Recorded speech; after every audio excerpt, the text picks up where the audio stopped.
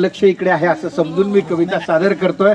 कवितेचं नाव आहे वड म्हणला बाई तुला दोन्ही हात जोड. का ही नाही साधी कल्पना आहे. वडामधला आणि त्या बाई मधला तो संवाद आहे, बाकी दुसरं तिसरं काही नाही. एक बाई लगबगीनं पूजेसाठी आली. एक बाई लगबगीनं पूजेसाठी आली. भक्तिभावाने वडाला चक्रा मारू लागली. भक्तिभावाने वडाला चक्रा मारू लागली.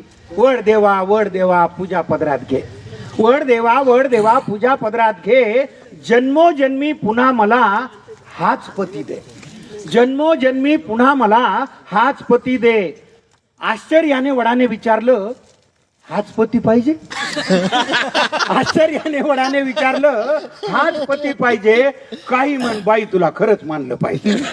काही म्हण बाई तुला खरंच मानलं पाहिजे. त्याच्यावरती बाई काय म्हणाली, काय करणार वड दादा, खूप विचार केला. काय करणार वड दादा, खूप विचार केला. हाच नवरा राहू दे म्हणून आतून आवाज आला. हाच नवरा राहू दे म्हणून आतून आवाज आला. त्याच्यावर तो वड म्हणायला, एवढे दुर्गुण असून सुद्धा याचीच निवड केली. एवढे दुर्गुण असून सुद्धा याचीच निवड केली. म्हणून माय मला तुझी फारच दया आली. म्हणून माय मला तुझी फारच दया आली. त्याच्यावरती बाई काय म्हणली, त्याच्यावरती बाई म्हणते, वड देवा तसं काहीच नाही. वड देवा तसं काहीच नाही. असं नाही की आमचं बिलकुलच पटत नाही. असं नाही की आमचं बिलकुलच पटत नाही.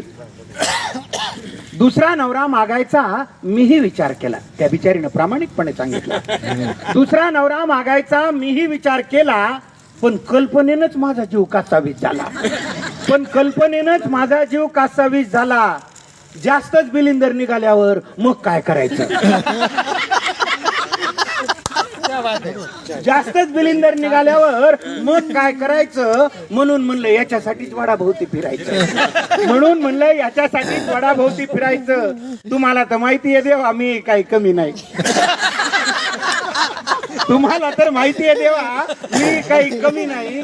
बिचाऱ्याच्या डोक्याला केस सुद्धा ठेवला नाही. बिचाऱ्याच्या डोक्याला केस सुद्धा ठेवला नाही. अधून मधून गुरगुर करत, मी थोडंच ऐकते. अधून मधून गुरगुर करत.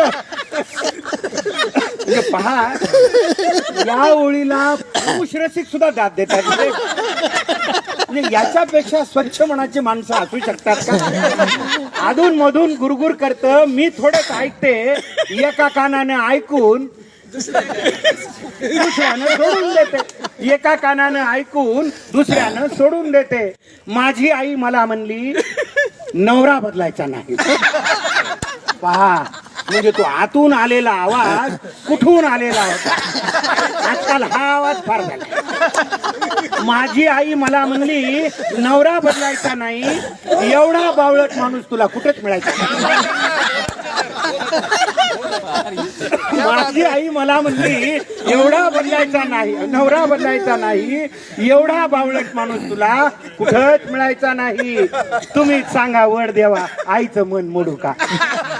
तुम्हीच सांगा वड देवा, आईचं मन मोडू का? नशिबाने मिळालेलं चांगलं माणूस सोडू का? नशिबाने मिळालेलं चांगलं माणूस सोडू का? वयोवृद्ध झाडाने पण गडगडाटी हास्य केले. वयोवृद्ध झाडाने पण गडगडाटी हास्य केले. वड म्हणला बाई तुला दोन्ही हात जोडले.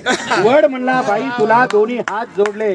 शेवटच्या 4 ओळीकडे आपण विशेष लक्ष द्यावं आणि त्याला आशीर्वाद द्यावे. त्या 4 ओळीला कविता लिहिली कशासाठी? शेवटी वड काय म्हणतोय, न विसरता दरवर्षी पूजेसाठी येत जा. न विसरता दरवर्षी पूजेसाठी येत जा. झाडांसाठी आयुष्यातला थोडा वेळ देत जा. झाडांसाठी आयुष्यातला थोडा वेळ देत जा. धन्यवाद.